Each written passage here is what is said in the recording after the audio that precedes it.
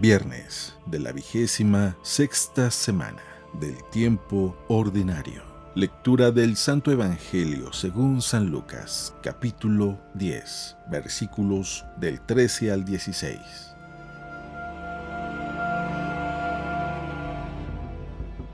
En aquel tiempo Jesús dijo: «Ay de ti, Corosaín, ay de ti, ciudad de Betsaida, porque si en las ciudades de Tiro y de Sidón se hubieran realizado los prodigios que se han hecho en ustedes, hace mucho tiempo que hubieran hecho penitencias cubiertas de sayal y de ceniza. Por eso el día del juicio será menos severo para Tiro y Sidón que para ustedes.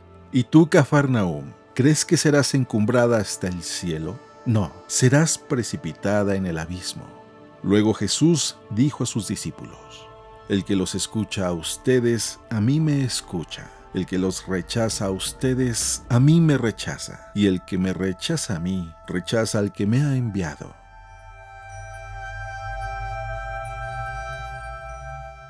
Palabra del Señor.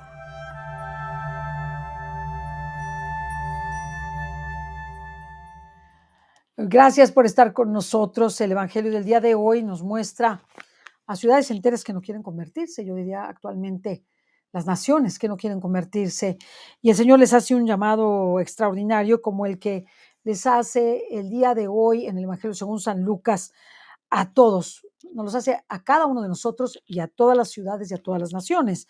Y el Señor se queja mucho, por ejemplo, de Corazaín, de Betsaida, eh, porque no se han convertido a pesar de todo lo que vieron, los milagros, las curaciones, las sanaciones, la predicación, no se convirtieron. Y también hace referencia a Tiro y Sidón, que si se hubieran realizado estos prodigios que se han hecho en esos lugares, en Corazaín y en Bethsaida, pues se hubieran convertido. Y también hubieran empezado a hacer penitencia, se hubieran cubierto de sayal y de ceniza, quiere decir, se hubieran puesto en un estado pues de arrepentimiento, de ayuno, de oración, de sacrificio, que les permitiera aún más llegar a esa conversión. Dice, pero el día del juicio será menos severo para Tiro y Sidón que para ustedes. Dice, pero tú, Cafarnaúm, piensas que serás encumbrada y no, serás precipitada. ¿Por qué? Porque lo mismo se puede decir de una Cafarnaúm que recibió muchos milagros del Señor, mucha predicación, muchas cosas extraordinarias, porque lo que viene en los evangelios es simplemente algo muy pequeño a lo que realmente sucedió, a lo que realmente hizo Jesús con ellos.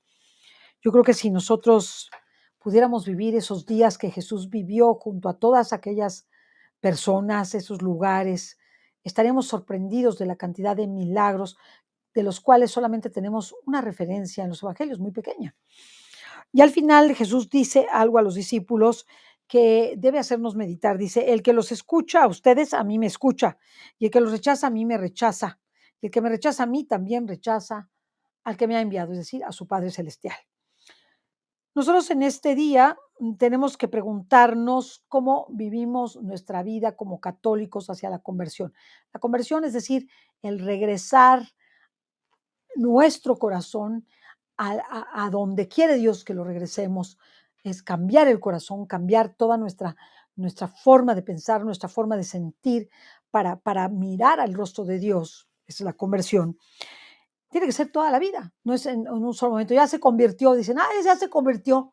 No, eso no es suficiente. Todos tenemos conversiones todos los días y el Señor quiere que nos convirtamos cada día a Él, que sea un camino seguro hasta el último día de nuestras vidas.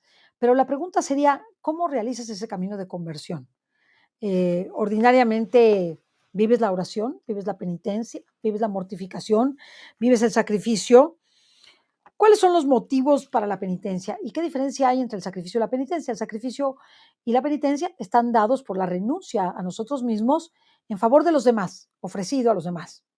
Eso es el sacrificio y la penitencia, pero la diferencia está en que la penitencia tiene por objeto purificar nuestros pecados y el sacrificio no necesariamente es para purificar nuestros pecados, aunque de hecho los purifica.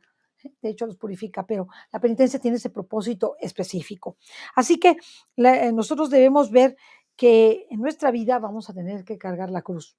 La cruz no es posible que nos deshagamos de ella y que debemos asumirla sabiendo que al asumirla tendremos la posibilidad de convertirnos y de ir cambiando para tener un crecimiento espiritual extraordinario.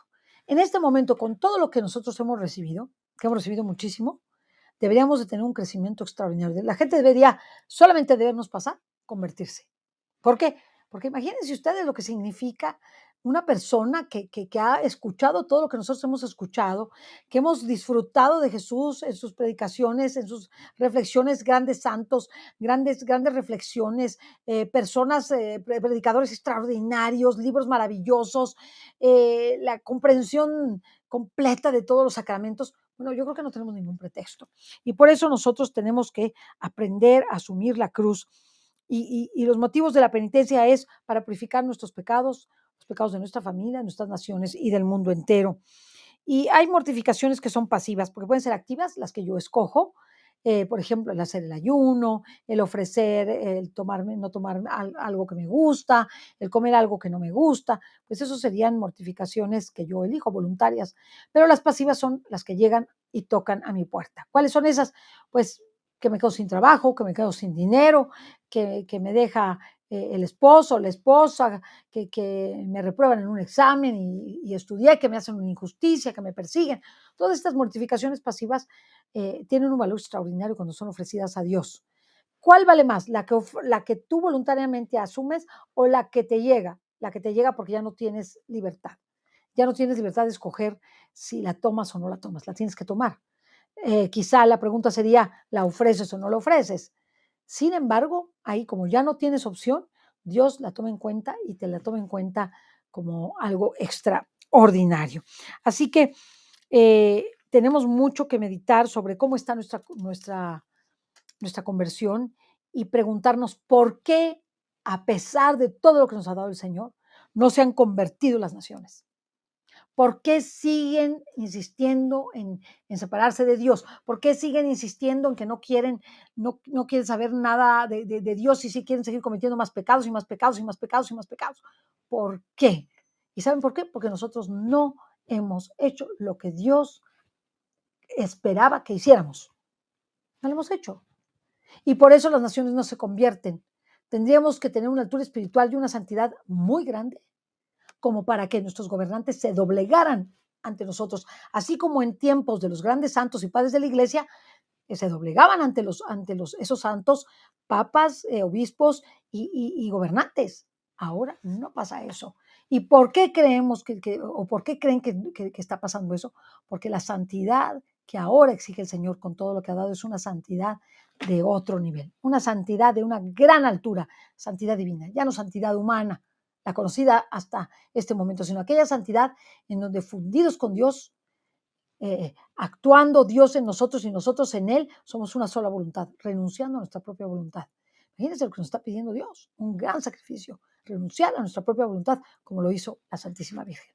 Pues bien, nosotros tenemos muchos motivos para preparar nuestra alma, para cambiar nosotros y convertirnos, y también para buscar que las naciones, nuestros gobiernos, nuestras ciudades, nuestras familias se conviertan. Busquemos la santidad. Salgamos de la mediocridad, esa mediocridad del bien que es espantosa, del que siempre pone un pretexto, del que siempre dice que no puede, del que siempre se queja.